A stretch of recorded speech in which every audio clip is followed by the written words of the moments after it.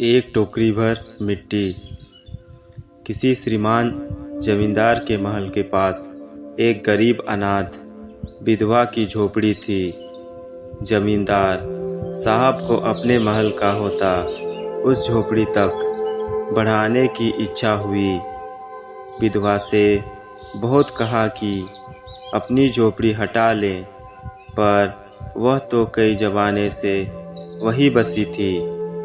उसका प्रिय पति और इकलौता पुत्र भी उसी झोपड़ी में मर गया था।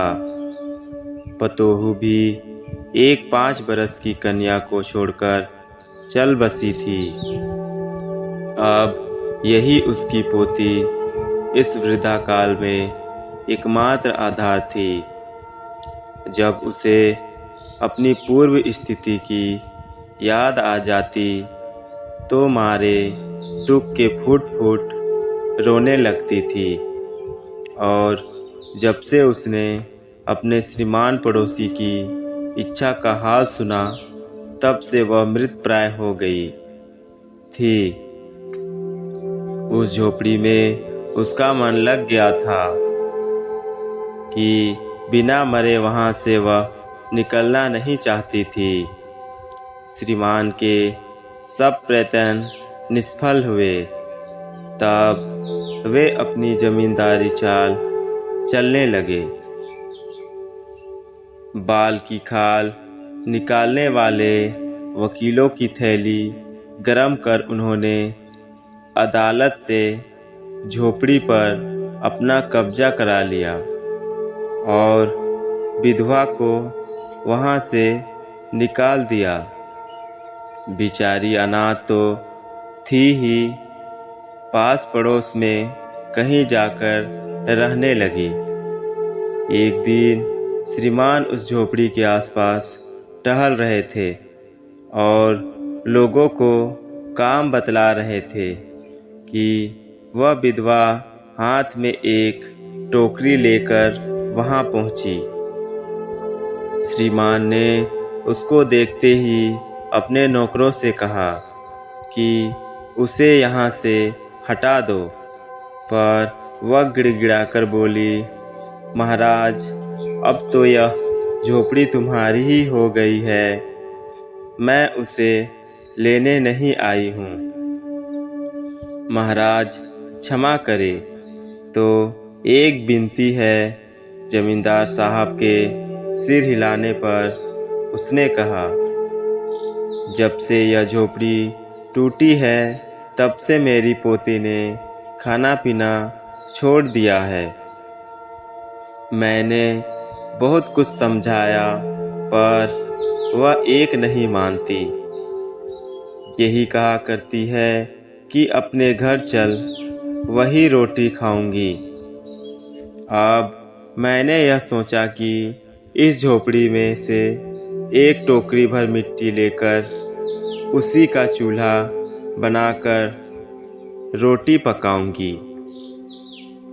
इससे भरोसा है कि वह रोटी खाने लगेगी।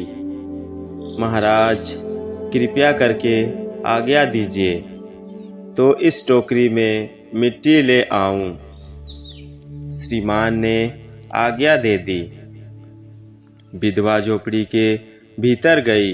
वहां जाते ही उसे पुरानी बातों का स्मरण हुआ और उसकी आंखों से आंसू की धारा बहने लगी।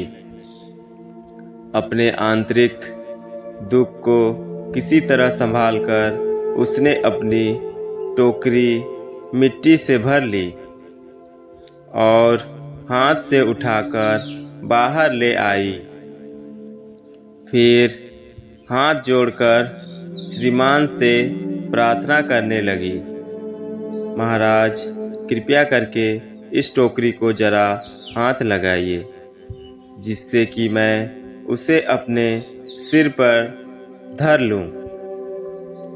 जमींदार साहब पहले तो बहुत नाराज हुए, पर जब वह बार बार हाथ जोड़ने लगी और पैरों पर गिरने लगी तो उनके मन में कुछ दया आ गई। किसी नौकर से न कहकर आप ही स्वयं टोकरी उठाने आगे बढ़े। जो ही टोकरी को हाथ लगाकर ऊपर उठाने लगे तो ही देखा कि यह काम उनकी शक्ति के बाहर है।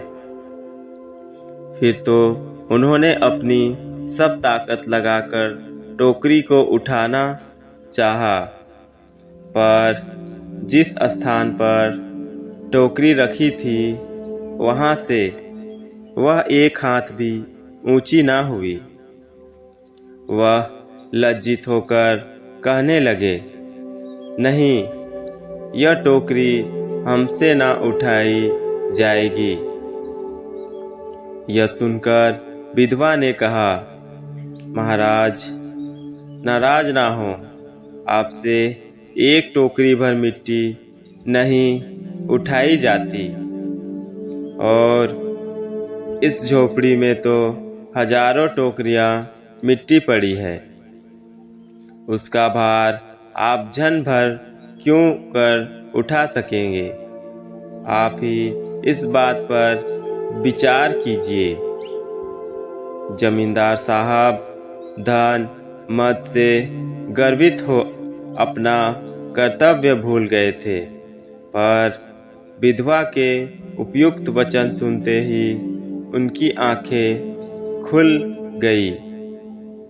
कृतकर्म का पश्चाताप कर उन्होंने विधवा से क्षमा मांगी और उसकी झोपड़ी वापस दे दी।